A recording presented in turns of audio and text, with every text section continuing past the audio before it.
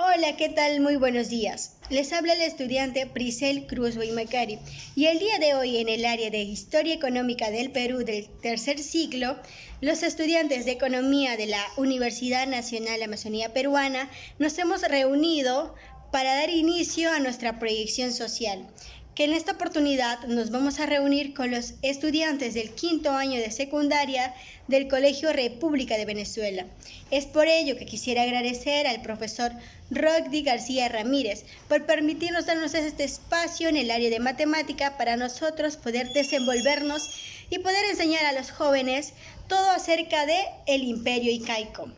Es por ello que también quisiera agradecer a nuestra docente, la magíster Ingrid Yoshiro Panduro Torres, por permitirnos dar este tema para nosotros poder ampliarnos y conocer este mundo mágico de nuestra cultura, de nuestra historia. Es por ello que nosotros vamos a iniciar con lo siguiente. Dando inicio a nuestra proyección social sobre la economía pre-incaica, tenemos que los incas fueron los dirigentes del imperio americano más grande en el mundo, cerca del fin del siglo XIV. El imperio comenzó a extenderse de su región inicial en la región de Cusco hasta la región sur de las montañas andinas de América del Sur.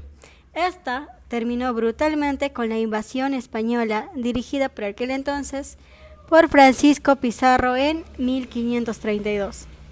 En el momento de su rendición, el imperio controlaba una población estimada en 12 millones de habitantes, lo cual representaría hoy Perú, Ecuador y también una gran parte de Chile, Bolivia y Argentina.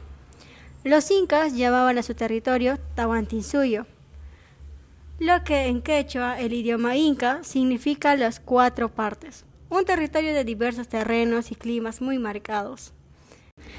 Historia e inicios del Imperio Incaico.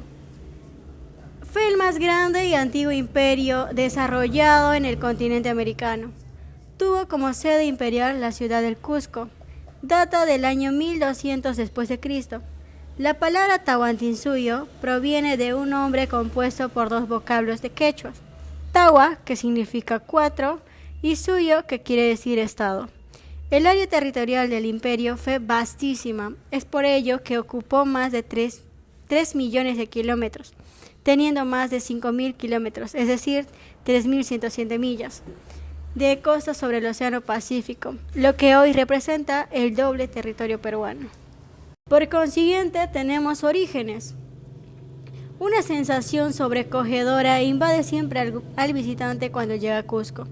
Ello se debe no solo a un paisaje maravilloso, que conjuga el cielo increíblemente azul con nubes blanquísimas y cerros imponentes, sino sobre todo su historia. A través de sus intricadas callejuelas o una imponente plaza de armas, es imposible no escuchar todo lo que esta ciudad nos quiere decir. Pocos lugares en el Perú han tenido una vida muy intensa. Esta fue la capital sagrada de los incas, e incluso el Dorado de los conquistadores, centro del barroco sudamericano y escenario de la gran rebelión en contra del conquistador. No en vano es considerado el tesoro más preciado de nuestro Perú. Asimismo, hablaremos sobre el periodo pre-incaico. Prácticamente todos los asentamientos incas y pre-incas del Cusco están situados entre el 3.000 y 3.200 metros sobre el nivel del mar. A diferencia de la mayoría de los sitios arqueológicos que pertenecieron al formativo, los cuales comprenden del 1500 a.C., el Valle del Cusco no registra influencias de la cultura norteña chavín. Entre los sitios más antiguos del Cusco se encuentra Marcabelle, que está situado en el 1000 a.C. a 700 a.C. A esto le sucedió Chanapata, cultura que se remonta al 700 a.C.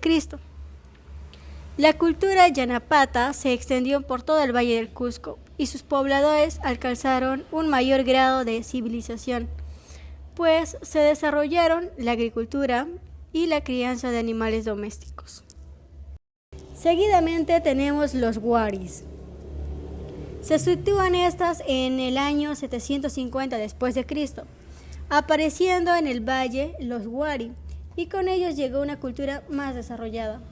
En el complejo diseño de sus centros urbanos se advierte la existencia de una sociedad con jerarquías, una religión establecida, planificación, redes de intercambio y el control de una gran población que puede ser movilizada para ejecutar obras de envergadura. Inclusive, los Wari poseen la fama de ser los grandes urbanistas del antiguo Perú. Uno de los mejores ejemplos de la influencia Wari en el Valle del Cusco es Piquichacta, que en quechua significa ciudad pulgiente. Proseguimos con la creación del Imperio Inca o Tahuantinsuyo.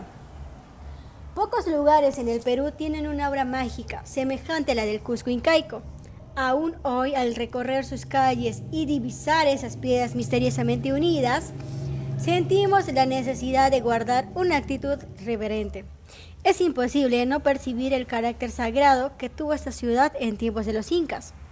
Según las leyendas y las crónicas, los incas fueron 13: Manco Cápac, Sinchirroca, Choque, Yupanqui, Maita Cápac, Cápac Yupanqui, Inca Roca, Yahuarhuaca, Huiracocha, Pachacútec, Tupac Yupanqui, Huayna Cápac, los hermanos Huáscar y Atahualpa, los cuales aparecieron dominando el valle hacia el año 1200 después de Cristo y constituyeron el Imperio Inca o Tahuantinsuyo en menos de un siglo. Los españoles describieron a los incas como hijos del sol. Para los habitantes del Imperio Inca o Tahuantinsuyo se trataba de seres divinos que tenían la capacidad de sacralizar todo aquello que los rodeaba. Continuamos con la sociedad inca. Esta se caracterizaba por marcadas jerarquías que colocaban en la cabeza el poder absoluto del inca, seguido por la nobleza. También eran llamados orejones. Este título se les fue adjudicado por los españoles dada la deformación de sus lóbulos, originada por llevar pesados ornamentos que los diferenciaba de los demás. Asimismo, siguiendo la escala social del imperio, estaban las runas o mitimaes, los cuales eran considerados como gente vulgar, es decir, eran el común de los habitantes del imperio, quienes también tenían tareas obligatorias en las mitas. Finalmente, estaban los yanaconas o yanacunas, que eran los sirvientes de la casa. Para ello, sabemos que el pueblo inca fue estrictamente conquistador. Sus conquistados resultaron unificados no solo bajo una autoridad, sino en una cultura, que dio un cuerpo religioso y conceptual, cuya expresión fue la introducción de ritos y costumbres propias del Imperio Inca. Finalmente tenemos geografía y territorio. Su ubicación geográfica básicamente fue en la región andina, debido a la presencia de la cordillera de los Andes. Se caracteriza por la diversidad de su ecología. Distribución del Imperio Incaico. Estas se subdividieron en 7 ahora países. En su momento, los incas en Colombia. En el territorio colombiano, hacia el 1492, el Imperio Incaico dominó transitoriamente la región habitada por los pueblos aborígenes, denominados los Pastos, y levantaron una fortaleza aún de 2 caminos visibles. En Males, sin embargo, los Pastos se refugiaron en la cordillera occidental y lograron expulsar a los ocupantes. Los incas en Ecuador. En el territorio de Ecuador, en el siglo XV, los incas Tupac Yupanqui y Huayna Cápac conquistaron el territorio y lo incorporaron a su imperio. A mediados del siglo XV, la zona fue invadida por las fuerzas del Inca Tupac Yupanqui, quien al mando de un poder ejército se encaminó desde el sur para ampliar sus dominios. Los incas en nuestro amado Perú. El Imperio Incaico se originó en el territorio del Perú, ocupando la costa, sierra y selva alta del territorio peruano. A comienzos del siglo XIII inicia la historia inca del Cusco como capital, teniendo a Manco Cápac como fundador. Los incas tuvieron desde entonces 3 expansiones, siendo la tercera la mayor, pues se desarrolló primero hacia el norte, empezando con el centro-oeste de Perú hasta el sur de Colombia, y después hacia el sur, empezando con el sur de Perú hasta el centro de Chile. En el siglo XV, el Zapa Inca Pachacútec dividió el Tahuantinsuyo tomando la capital como punto de referencia en 4 suyos: Chinchansuyo, Continsuyo, Antinsuyo y Collasuyo. Los incas en Bolivia. En total fue en torno al 1100 a.C. Tiahuanacu desapareció.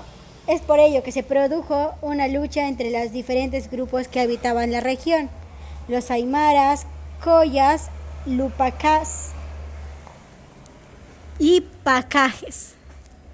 Los aymaras establecen un dominio que abarca Arequipa y Puno en el Perú, La Paz y Oruro, que perduró hasta que en 1438 el Inca Pachacútec derrotó al último soberano Colla, Chunqui Cápac, incorporando al altiplano boliviano al imperio incaico. Como parte de la provincia Collasuyo e imponiendo el quechua como lengua oficial, aunque el aymara se continuó hablando regularmente. Además, el imperio incaico adoptó los estilos arquitectónicos tiahuanacotas y otros conocimientos. Los incas en Brasil. En el territorio de Brasil existen 2 caminos que los incas habrían construido. En el noroeste desde Quito, llegando al actual estado de Roraima, en el límite de las Guayanas, que según el investigador chileno Roland Stevenson, surge de un mal pronunciamiento del nombre quechua, Huayna Cápac, padre de Huáscar y Atahualpa, y el llamado camino de Peaubiru, que conecta las costas del Océano Atlántico en el actual estado de Sao Paulo con la ciudad del Cusco en los Andes, por el cual el portugués Aleixo García habría incursionado llevándose metales preciosos de la actual Bolivia antes de la invasión española. Seguidamente tenemos los incas en Chile. Estos, durante el reinado de Tupac Yupanqui, se produjo la conquista de los diaquitas de los valles transversales del norte chico de Chile y de parte de las poblaciones ubicadas en el norte del Picún Mapu o territorio Picunche, y algunas comarcas ubicadas al sur de él, fijándose así los límites del imperio inca en una zona que los historiadores y los arqueólogos extienden convencionalmente en algún lugar entre los ríos Maule y Maipo. Los incas en Argentina. Finalmente, según las fuentes históricas, en el territorio de Argentina, entre 1479 y 1535, el imperio incaico conquistó las partes occidentales de las actuales provincias de Catamarca, Tucumán, Salta, Jujuy, La Rioja, San Juan y el extremo noroeste de Mendoza, incorporándose al Collasuyo. Buenos días, la persona que les habla es el alumno Axel Alfredo Neira Pérez, estudiante de Economía, y voy a continuar con la exposición.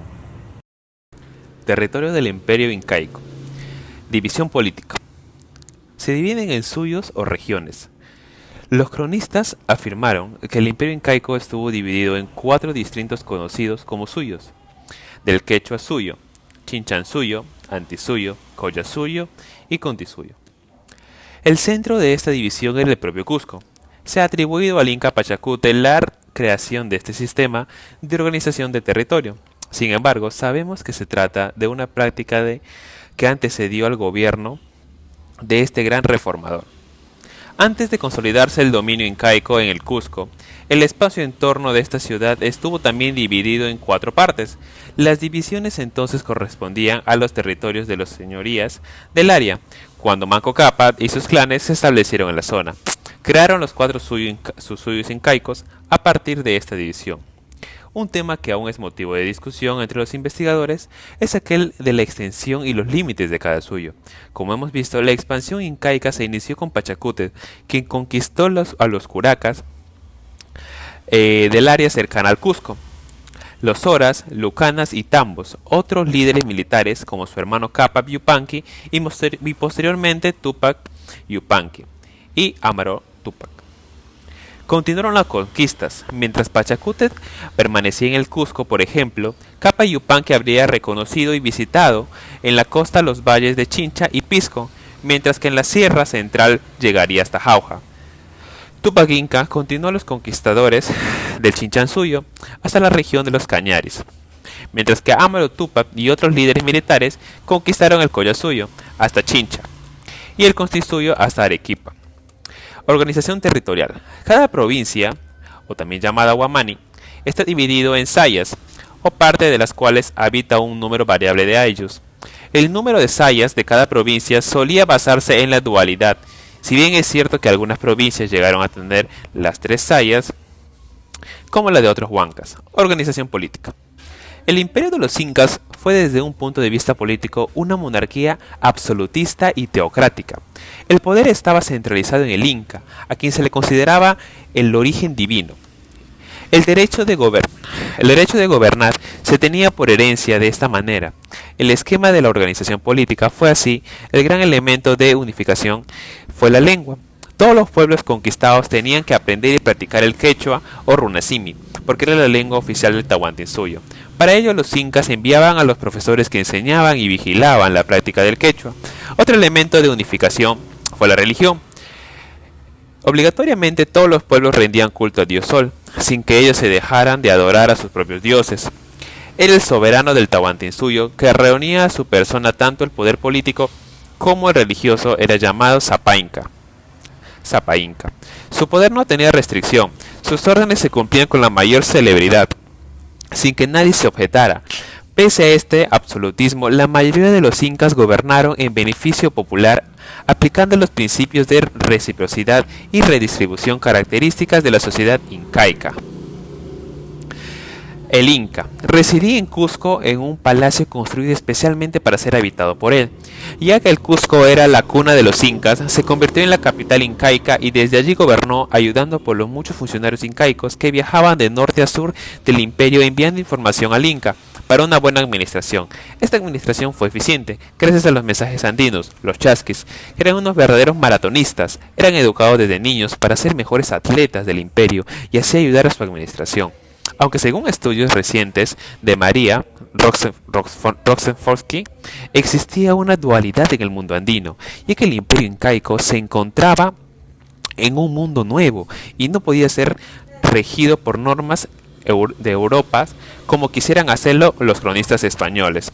La dualidad andina se entiende como la imagen de alguien reflejada en un espejo, la oposición, la parte contraria pero a la vez complementaria del individuo, que en el principal es varón o masculino. A partir de ella es que surge la tripartización y cuatripartización en el aspecto político, religioso y geográfico. El Aoki es el título que poseía el príncipe heredero en el imperio incaico o Tahuantinsuyo.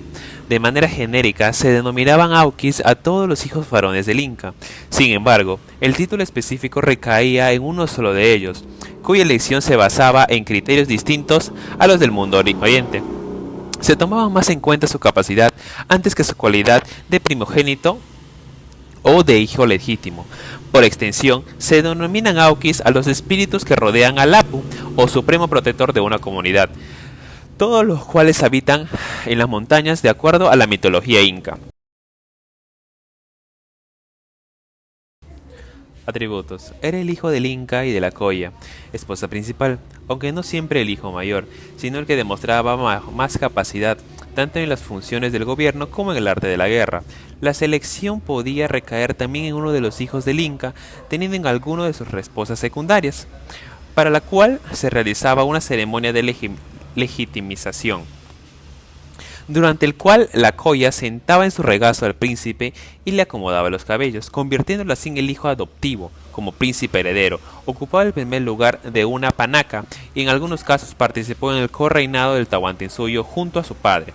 Como símbolo de recibir esta función de corregente, se le ceñía una bola amarilla. Ello servía no solo para entrenar en las cuestiones del Estado, sino también para consolidar sus derechos de ser reconocido como Inca a la muerte de su padre, ya que se ponía en evidencia sus virtudes y defectos.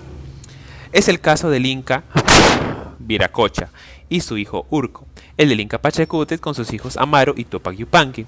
Urco, por ejemplo, demostró cobardía al huir de la invasión chanca y fue desplazado por su hermano Pachacútec. Amaru no llegó a reinar por su debilidad de carácter, dejando aposta a su hermano menor Tupac Yupanqui. El Consejo Imperial. El Tahuantinsuyo, o Consejo Imperial, era el máximo organismo político del Imperio Incaico, cuya función era asesorar al Inca o soberano. Estaba integrado por 4 suyos, o gobernadores de las 4 provincias, así como otros funcionarios de alto rango. Algunos autores lo denominaban como el Consejo Apocumna, o de los Susuyuk. Su sede era el Cusco, la capital del imperio. Modernos historiadores consideran que la idea de un Consejo Imperial Incaico fue embosada por los cronistas de la colonia, siguiendo las pautas de las monarquías del Viejo Mundo. Miembros. Los 4 gobernadores incas de las provincias del imperio, o suyos, estos solían ser 2 nobles de los Hanan Cusco y de los Jurin Cusco. Si bien era siempre pariente cercano del Inca, se les seleccionaba de entre los más capacitados para ejercer tan alta función. 12 consejeros más directamente vinculados a los suyos del imperio. Esta cifra se repartía de acuerdo a la importancia de cada uno de los suyos. Así, el Chinchansuyo y el Collasuyo, por ser los más extensos, tenían cada uno 4 representantes, y el resto de los suyos, el Constinsuyo y el Antisuyo, por ser menores, solo 2 cada uno. Algunos autores mencionan también el Wayup Umu, o sumo sacerdote, y el Alpacupay, o género del ejército imperial. Funciones. Asesoraba al Inca en los asuntos importantes, contribuía poderosamente en la concepción de las leyes y en la formulación del plan de gobierno. El Apunchi era el nombre con el que se denominaba al gobernador de una gran provincia en el Imperio Incaico. Algunos cronistas lo equiparan con el cargo hispano de virrey. Atributos. Llamados virreyes o gobernadores por diversos cronistas, estaban al frente de los humanis o provincias en las que se dividían cada uno de los llamados 4 suyos. Guamampoma de Ayala lo denomina Capac Apo, que significa gran jefe. Bernabé Cobo lo confunde con el Tucuirico, funcionario especial que ejercía de inspector imperial de una determinada circunscripción, pero acierta al mencionar a las sedes gubernamentales de Chichapsuyo, Quito, Latacumba, Tumibamba, Cajamarca, Jauja, Pachacamac, Chincha y Vilcashuamán. El Tucuiricuy o Torcric, lo que todo lo ve, era un funcionario especial de alto rango bajo el Imperio Incaico. Era enviado por el Inca a las provincias para observar el cumplimiento de los mandatos imperiales. Tenía la facultad de imponer castigos a los funcionarios que se hubieran portado con negligencia o abuso. Incluso en casos extremos podía tomar el gobierno de la provincia. Era una especie de gobernador volante. Nombramiento. El Tucuiricuy era elegido por el Inca de entre los hombres más sabios y justicieros de la nobleza. No era un cargo perpetuo ni hereditario. Entre sus privilegios se encontraba el poder viajar en hamaca. Funciones. Supervisaba la labor de los funcionarios que tenían a su cargo las divisiones administrativas, es decir, a los Humocamayo, Huaranga Camayo, Pachama Camayo y Chuncha Camayo. En lo que concierne al cumplimiento de las ordenanzas religiosas, el movimiento de los mities, la distribución de las tierras en los hatarums, la producción y las necesidades generales, el aprovisionamiento de los tambos, el reclutamiento de los hombres para la guerra, la selección de mujeres para las ayacmanyus, recogía los tributos para remitirlos al Cusco. La capital imperial asumía el papel de juez, atendiendo quejas y demandas, e imponiendo penas a los que se habían portado con negligencia o abusos, aunque fueran altos funcionarios. Podía incluir aplicar la pena de muerte en casos especiales. Adoptaba el papel de autoridad casamentera o repartidor de mujeres, es decir, celebraba los matrimonios, visitaba las obras públicas y recomendaba las medidas pertinentes para determinados trabajos. En situaciones graves como guerras y rebeliones, podía distribuir al curaca y asumir el mando. Al regresar al Cusco, representaba al Inca un minucioso informe. El curaca era el jefe político y administrativo del Ayllu. Después de la invasión del Perú por parte de Francisco Pizarro y sus compañeros, los hispanohablantes le empezaron a conocerle con la voz taina y caqui, que denota autoridad. Curaca deriva de la voz quechua cura, el de mayor edad, hijo primogénito, que significa el primero o el mayor entre todos los de su colectividad natalicia. Originalmente debió ser el más anciano, sabio y gobernaba de manera paternalista, pero como su autoridad la podía heredar a un hijo que denotaba especial capacidad, es obvio que el criterio de la edad no fue siempre seguido. Los incas a su vez nombraron curacas para reemplazar a los que hubiesen demostrado resistencia tenaz contra su dominio. Entre sus funciones se hallaban repartos de topos o lotes de tierras agrícolas, protección de los pobres, labores de mantenimiento de red hidráulica, resguardo de los líderes, organización de la minca, redistribución de los excedentes almacenados. Hasta ahí fue todo por mi parte. Pasa al siguiente compañero. Muy buenos días con todos. El que sigue la exposición es Roberto Manasés Vargas Badureles. Bueno, continuemos. Retomando la exposición, tenemos acá la organización social de los incas. ¿Cómo era? En sí, esta organización de los incas era rígida, la cual existieron grandes diferencias entre clases sociales. Como podemos ver acá, está la realeza, la nobleza, el ayllu. ¿Quiénes conformaban la realeza? La realeza conformada por el inca. Como ya bien sabemos, el Inca, o también conocido como el Sapa Inca, era el supremo emperador del Tahuantinsuyo. Los cronistas cuentan que también era llamado Intichurim, es decir, el hijo del sol.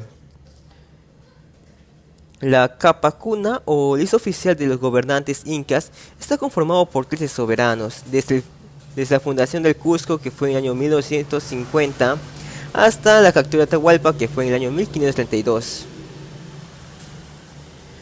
A decir del entornizador, el historiador Waldemar Espinosa,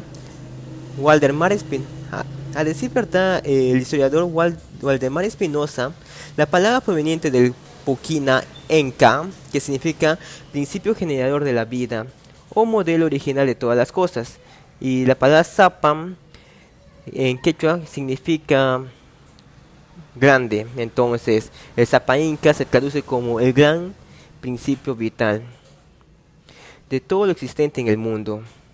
Pero el cronista Huamán Poma de Ayala señala que también se llamaba Capac Apu Inca, que significa poderoso señor que origina las cosas. Y tenemos la Coya. La Coya es la mujer del Inca, la legítima esposa del Inca, porque a decir verdad, el Inca no tenía una sola esposa, tenía distintas esposas, pero la legítima era la Coya. Recibía una clase de educación menos avanzada que de los hombres, pero esa educación era privilegiada, no todos tenían esa oportunidad. Y tenemos lo que es el Auqui. ¿Quiénes eran los Auqui? El Auqui era el hijo del Sapa Inca, elegido como sucesor en el gobierno imperial. Generalmente era un hijo del Sapa Inca con la Coya, o sea, hablamos del hijo legítimo. Al ser designado, recibía como distintivo una mascaipa amarilla, la cual cambiada por un color rojo, cual era proclamado como Sapa Inca. De ahí tenemos la segunda clase social, que vendría a ser la nobleza. Acá tenemos dos tipos de nobleza. Tenemos la nobleza de sangre y la nobleza de privilegio. La nobleza de sangre vendría a ser lo que ya es, como su nombre lo dice, de sangre, que ya era constituida por la Coya, los hijos legítimos, los hermanos, los descendientes del Inca y de la Coya, todos legítimos, sus descendencias y así. Y la nobleza de privilegios son aquellos que se ganaban ese puesto. ¿Por qué se ganaban ese puesto? Porque ayudaban al Inca, o sea, en otras palabras, un ejemplo, eran los encargados del mantenimiento de los caminos, los que eran los Capacñac Toricup, o algunos también eran encargados de gobernar una región, que se les conocían como los Tocricup. Y había también otros encargados de inspeccionar el territorio de Tahuantinsuyo, que ellos eran llamados Tucuyiricup. Ellos eran más que todo los que son nobleza de privilegio, los que hacían trabajos que se ganaban ese respeto ante el Inca. Y tenemos el Ayllu, la clase social del Ayllu. Está conformado por el curaca. ¿Quién era el curaca? Era el jefe de los Ayllu. Prácticamente el Ayllu era de los pueblos y el curaca se encargaba de distribuir ya las tierras, organizaba los trabajos y también era como el actual juez de la comunidad. Tenemos ahí al Hantum Ruman. Los Hantum Ruman estaban dedicados principalmente a la agricultura. Otra de sus actividades era la ganadería, la pesca, la alfarería, la textilería y la construcción. Eran también como campesinos. Y tenemos los Mitemais. Ellos eran un grupo trasladado para colonizar nuevas regiones, enseñando a los pueblos nuevas costumbres. También tenemos los Yanaconas. Los Yanaconas ya eran servidores del Inca y del Imperio. Tenemos acá también los esclavos. Como su nombre dice, los esclavos eran los prisioneros de guerra dependientes del Inca, que no eran escogidos como Yanaconas. Ahora vamos a ver las actividades económicas de los incas. En su sistema de trabajo tenemos la mita. La mita, su sistema de trabajo era a favor del Estado, donde se movilizaban multitudes de indígenas a trabajar por turno de 3 meses en labores de construcción de caminos, puentes, fortalezas, centros administrativos, templos, acueductos, explotación de minas, etc. Existía una mita para servicios especiales como las labores de cargueros de Zapa Inca, otros que también eran los músicos, los chasquis, los danzantes, otros que eran obligados a cumplir, y estos eran obligados a cumplir esta labor, más que todo los hombres casados, que comprendían ya desde los 18 años a los 50. Ya tenemos lo que es la chunga. ¿Qué es la chunga? Era el trabajo realizado en beneficio del pueblo por las mujeres en caso de desastres naturales. En otras palabras, era denominado como la defensa civil actual que hoy en día se conoce, la cual consistía en curar, ayudar, mantener a los heridos de los desastres naturales, tanto como intentar salvar a los que se ven en peligro durante el mismo desastre. Y tenemos la minca. La minca es el trabajo que se realiza en obras a favor del ayu y del sol, una especie de trabajo comunal en forma gratuita y por turno. Era una forma de beneficio para el Estado, donde concurrían muchas familias portando sus propias herramientas, comidas y bebidas. Las familias participaban en las construcciones locales, los canales de riesgo, casi como la ayuda en la chacra de las personas incapacitadas como los huérfanos y ancianos. Cuando el ayu convocaba al trabajo de la minca, nadie se negaba, todos se iban, pero las personas que no asistían al trabajo eran expulsadas del ayu y perdían su derecho a la tierra. Y tenemos por último el aini. El aini era un sistema de trabajo de reseccionar familiar entre los miembros del ayu, destinado a trabajos agrícolas y a las construcciones de casas. El aini consistía en ayudar de trabajos que hacía un grupo de personas a miembros de una familia, con la condición que esa correspondiera. De igual forma, cuando ellos necesitaban, como dice el dicho, hoy por ti, mañana por mí, y en retribución de ellos se servían comidas y bebidas durante los días que realizaban el trabajo. Bueno, esto es todo por mi parte, doy paso a mi siguiente compañero.